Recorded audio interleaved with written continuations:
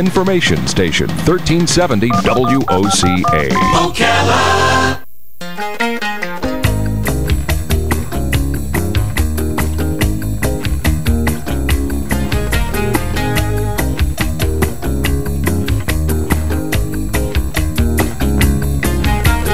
Diamonds in the sunset, now your time has come.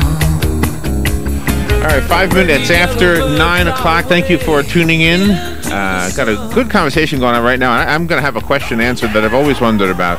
I grew up in a suburb of New York City, and I used to look at those big buildings, and it never occurred to me that somebody actually owned them. Somebody actually paid for them. Somebody actually made money in them and from them. And it's just an amazing thing when you finally start to think, how did that happen? I mean, how does such a big building get built? How do people afford such a thing? And then just a couple years ago, even though I grew up there, I had never walked across the Brooklyn Bridge. And I had said to Robin, I grew up there, but I never took that walk. I want to go do it. It's on my bucket list. So I went across the bridge. And when you're when you're on a train or heading into Manhattan quickly in a vehicle, I guess it's just a blur. But you're walking across this bridge and you have time to really look at that skyline, and you say, how does this happen? I mean, how do these people have this kind of money? And then you hear the Donald Trump story and how I don't think he was born with a golden spoon in his mouth. I think he had like $10,000 or $20,000, something like that, when he started. But the idea is that there are business buildings, business real estate out there, and not just New York. It's all over the place. It's right in Ocala. In fact, I'm broadcasting from one of those pieces of real estate right here, the Cascades, one of the beautiful pieces of real estate in Ocala. Randy Buss does this for a business, for a living. He is the business director of NAI Heritage, which is a commercial real estate services company, and they are worldwide. They got a lot of offices in Florida, one of them right here in Ocala, and he's on the air to explain kind of what he does and how he can help you. I don't know, maybe you want to be the Ocala's next Donald Trump, or the Ocala version of Donald Trump, or maybe you want to give Trump a run for his money up in a bigger city. Let's find out about this from Randy Buss. Good morning, Randy. Let me turn around so I'm not so rude and say good morning. Good morning. How you doing? Good. Good. And what does NAI stand for? New America International. Okay. Is it New America? Wow. Is it new? Well, it's about 25 years old. It was really a U.S. company, and then it went international, and so the name kind of changed to NAI, New American International. So people know it as NAI. And do you find real estate? You personally, do you find real estate and help the owner of that real estate sell it, or how does it work for you? Well, a commercial real estate company or any real estate company will help somebody buy or sell real estate. That's what we do. We're a transaction agent that will help somebody know how to handle the paperwork or the decisions that have to be made if you want to buy something or if you want to sell something. And do you, being in the position you are in, do you have a different perspective of the economy? Like, do you see it first in the business real estate world more so than we might in just the consumer world? Yeah, I think somebody in real estate, their ears are to the ground a little bit more, and they start to listen for some of the front-end signs. I can recall back in 06 and 07 when one of the signs that kind of went through the market was the Villages was a good indicator. When they stopped buying, when they stopped buying raw residential or raw land to convert to residential, that was a sign that their sensors were detecting that there was a swing in the economy. And then developers slowed down on buying commercial properties, and that was a cycle that started back in 06 and 07. And there is a cycle to real estate. And we're at a good point right now. We're in the recovery phase, which I think is wonderful. That's good news, yeah. Does a building like the Cascades have the same dynamics as far as the ownership and the sales and all that as a bigger building like in Manhattan or even in Tampa, some of the skyscrapers in Tampa? And I mean, are we just kind of a mini version of that? Yeah, you're exactly right. A commercial property, for most property owners, they view it as a investment machine. It's a cash generator. Right. And if they buy it right and they manage their tenants correctly, you'll have happy tenants that'll be doing profitable work, and they'll continue to pay the rent, and it truly is a money machine if done right. Does NAI serve as a management company as well? Yeah, we locally we are an affiliate of Heritage Management, which has been around for about 35 years. Okay. Some of the founders of many of the industrial parks in town founded Heritage Management, and that company did mostly leasing and management of commercial properties. And over the years, we started branching out into doing more sales, and that's how we became a licensee of NAI Global, so we could primarily do sales.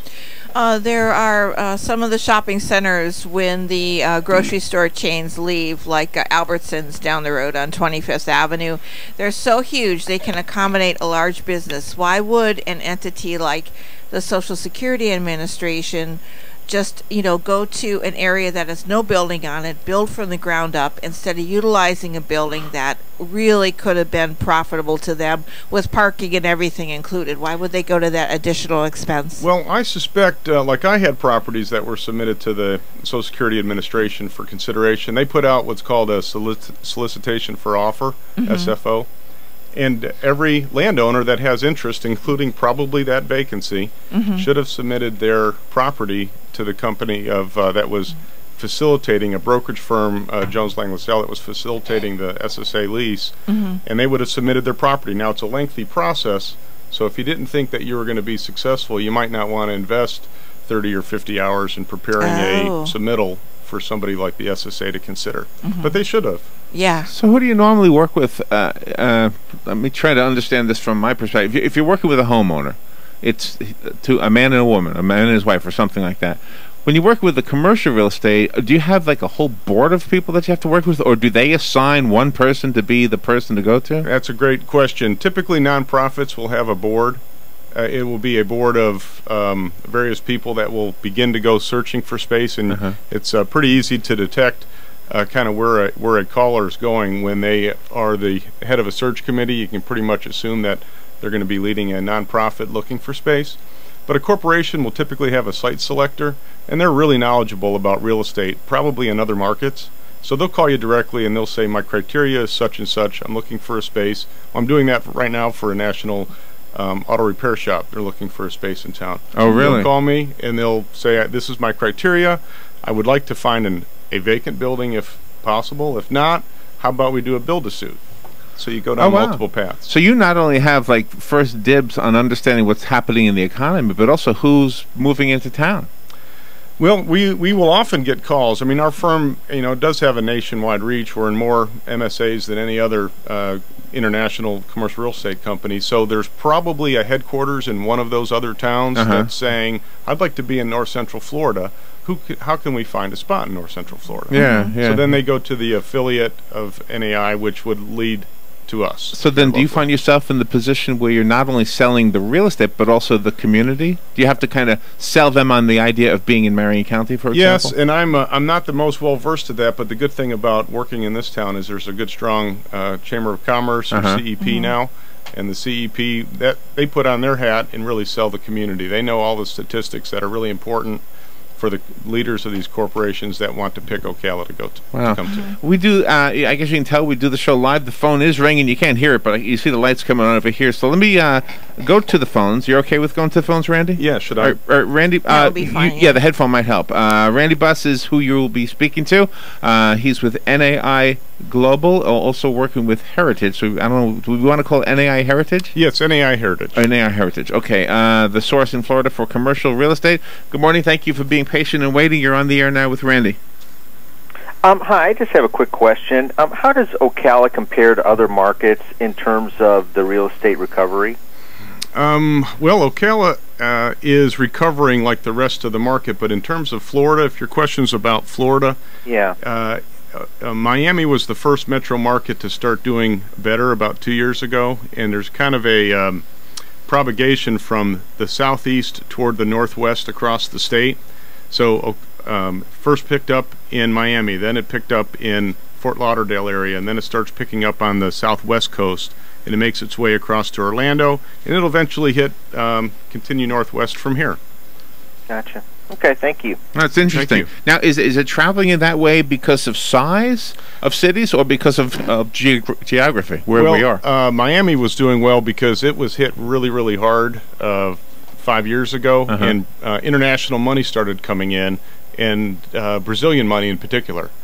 So the investors started coming into Miami, started buying all of the vacant residential condo buildings for pennies on a dollar, and that just fueled spending. So Miami market started doing better. It became more well-known internationally as a place for investments.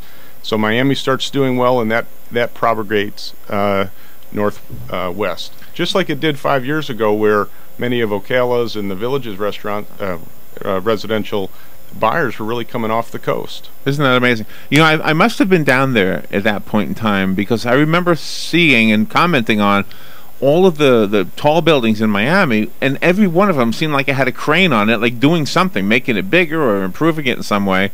So, and is that the skyline in this picture? This picture on the brochure? Yes, that would be. Is that Miami? Yes, it is. I haven't been there in a while. It has really grown. Wow, it's amazing. Yes. All right, let's go back to the phone. Good morning. You're on the air with Randy Buss. Good morning, Randy. There are several large tracts of land here in Marion County, and they're basically people are looking to use that in some kind of a commercial way. The one that really interests me is the Magna property, or the former Magna property, and it was put together by this ABC something or other. I forget the exact name. But these people seem to come in from out of town. There's nobody in town that could do this for some reason. I think they do have the money, but they just don't do it. And they come in and they put several parcels together, and then they go to the county and say, oh, we're going to create an inland port. And the county and the city fall all over themselves, throwing money at them.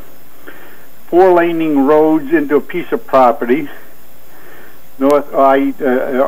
Northwest 35th Street from 441 into the property, and then from State Road 27 north into, I believe it's 30th Street, into this property. And right away we 4-lane it, and there's supposedly going to be a rail system put into this property. Do you have a question? Now, my question is, why isn't any of these people coming up with what I would call upfront money? Sounds like a more of a government question. What do you think, Randy? Well, there's surely a lot of factors. That development you're speaking of has been named several things. 489 LLC is the latest name on it. And 4-laning and putting the infrastructure in place is just so critical to getting people like FedEx, who's on the cusp, or maybe perhaps already has purchased a big piece of that. Right. And there is well, land. Let me tell you, caller, that land is the fastest way to get rich or broke. And it takes a lot of money to invest in a piece of property, and it takes a lot of cooperation from the city and the county. So, in other words, when we as taxpayers hear about money being spent like that to improve a road, ultimately it's for the greater good. Yes, it's important. We've spoken to so many people that need all of the types of transportation. They need rail, they need convenience for their employees, they need to have trucking. And if you place something where you can have all of those things, if we just had a huge river through here, we'd have it all. Does it make your job more challenging? I don't want to say more difficult, but more challenging when there's a government body kind of intertwined with the deal?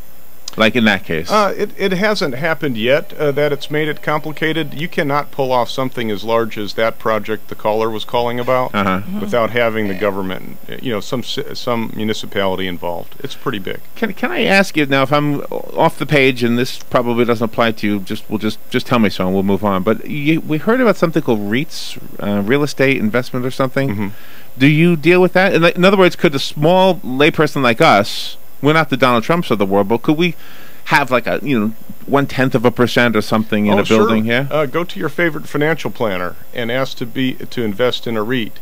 There's REITs from real estate investment trusts from all sizes, and you could have a big piece or small piece depending on what your appetite is. And they're pretty safe. They're a pretty hot investment in the last several years because, again, the real estate cycle has proved itself over and over again for decades.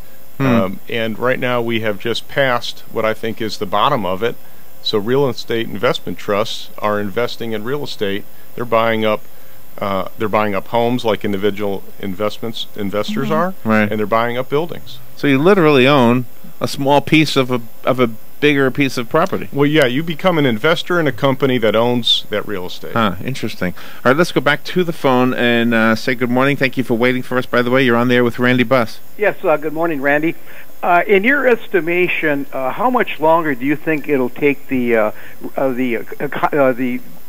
money to come back into property like it was before the recession hit? Well, I believe we're, predictors would say we have a real estate cycle of probably 8 to 12 years on average, and we're 3 years into it. So bankers are beginning to. I've been called by many bankers, if that's just one indicator, that they want to tell us about the money they have to loan. And when you say coming back into the market, somebody could borrow money pretty easily if they had enough cash flow that they did not need that investment to pay the debt service. And that's kind of always been the case, the relationship bankers.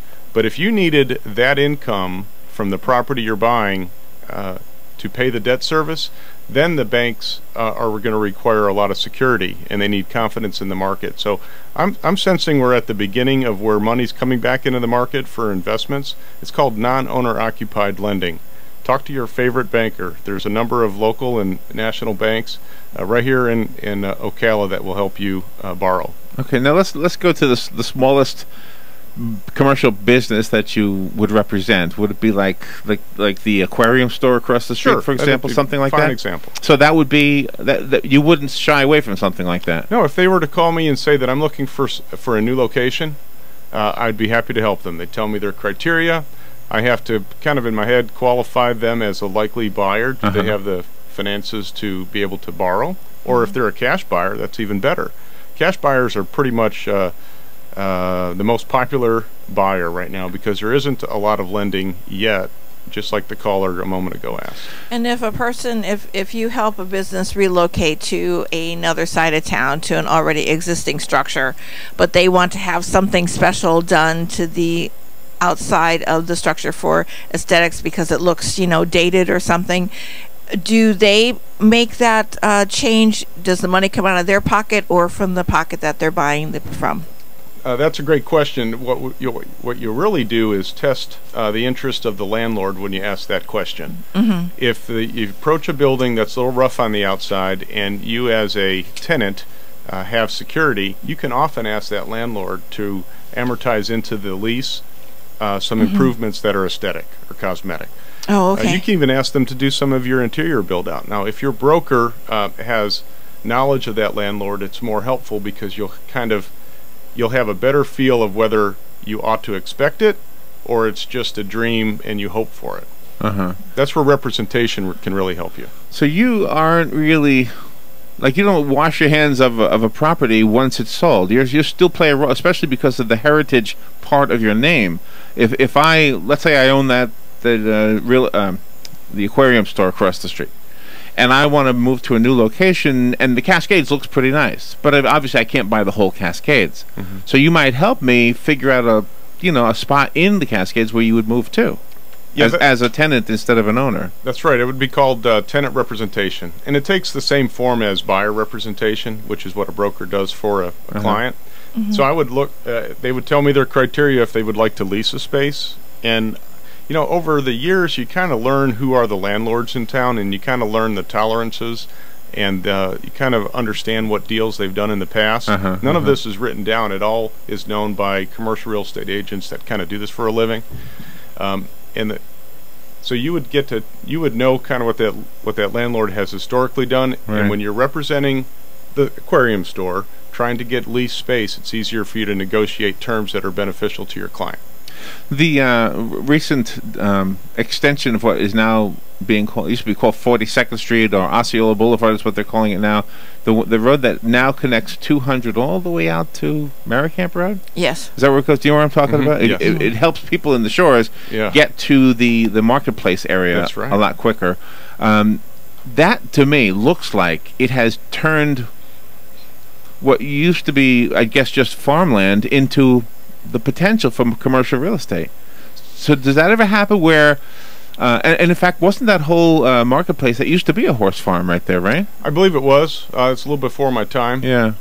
So, but I mean, I guess does that happen where somebody says, I guess, we've seen different days, now we've got to take our land and sell it, and do they come to you and say, look, I got this big piece of land, and up until now it's always been our family horse farm, but we're ready to retire, and as opposed to cutting it up and selling it for residential area. Right there. This is where a lot of government comes in. The state of Florida handles what's called land use, and it designates the purpose for land.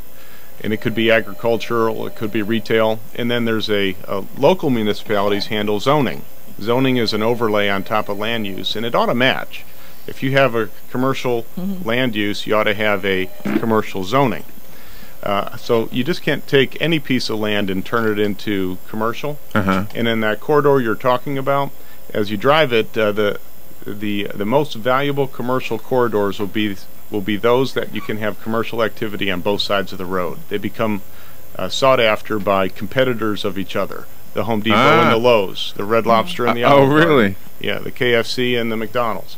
So if you can have on both sides of the road and at hard intersections commercial activity, that commercial land will be more valuable. Do you represent businesses at zoning meetings for the county commission when they make their decisions to rezone a property? I surely would be willing to. That hasn't been necessary yet. But yes, I could go with a buyer or a seller and help them. Well, primarily a buyer and owner, help them do that. Yes. I'm guessing we've got questions, and our listeners probably have questions we don't have. So just let me go back to the phone. Randy Buss is our guest right now. He's with NAI Heritage right here in Ocala, but NAI is all over the world, all over Florida, and I'm looking at a photograph of the Skyline of Miami. I guess I haven't been there. It wasn't that long ago I went down for a wedding, right? Right. Wow, they've really built it up a lot since last time I was there. Anyway, let's go back to the phone. Good morning. You're on the air with Randy Buss.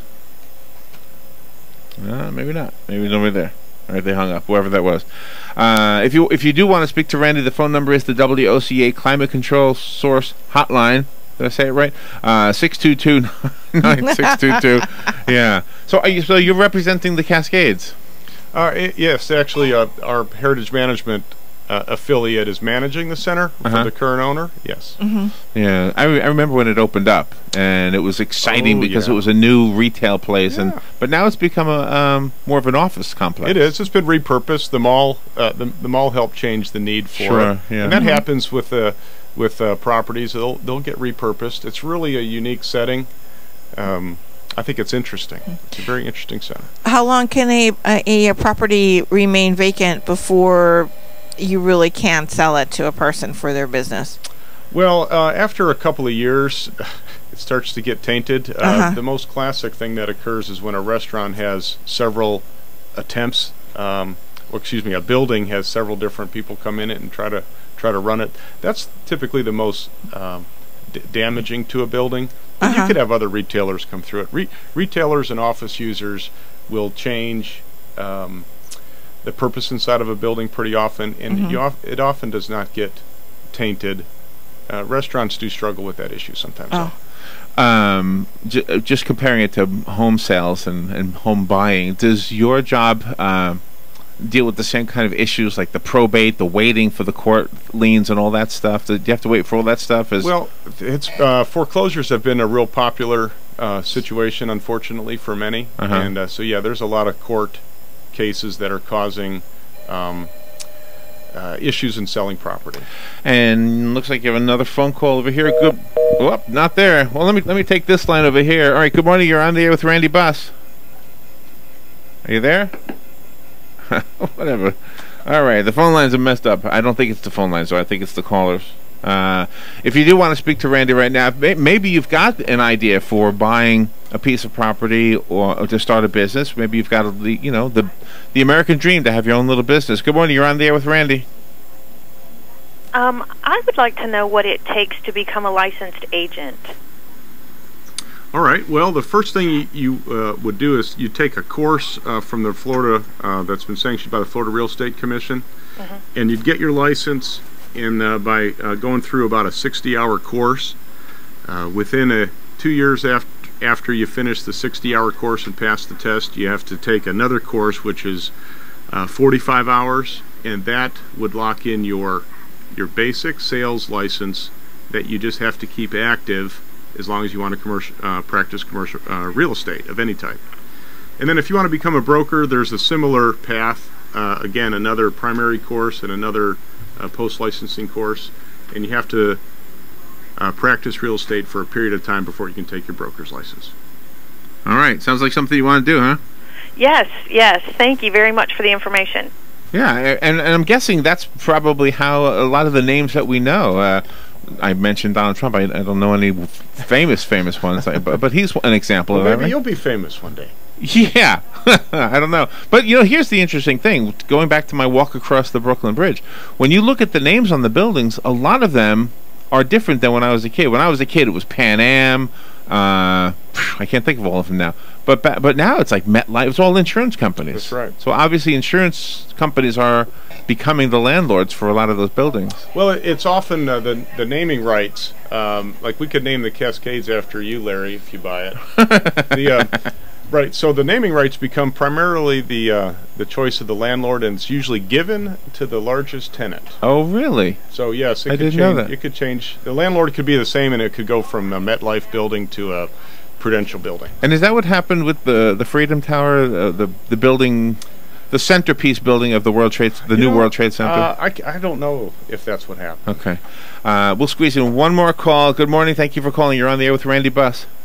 Good morning, Randy. I don't know if you could answer this, but I was on Facebook the other day, and on Ocala Word of Mouth, somebody was asking, putting it out to the public, where in Ocala if you could open a real music store, i.e., not only selling, the old vinyl, everything, as well as sitting like a little coffee shop, etc. Where would you suggest something like that would go?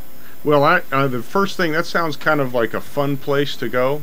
So you'd want to be in an area that has fun interaction and is walkable. Mm-hmm. I would pick something near a mall or near a main shopping area, and I'd clearly pick something that would have, if somebody went in to cut a CD or whatever they do, and somebody that's maybe driving them there might want to go a couple minutes away and they do something. They go to a boutique, or they go to an ice cream shop, or they go to somewhere that is fun for them.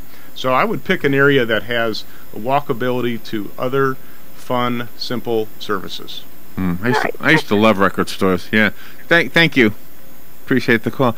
Yeah, I think I would be one of those people who would show up at that place, get a cup of coffee and an old record or something. That's right. Well, nice to meet you. Thank you for coming in, and I hope we've covered the topics that'll help our listeners if they want to buy or sell commercial real estate or become a broker.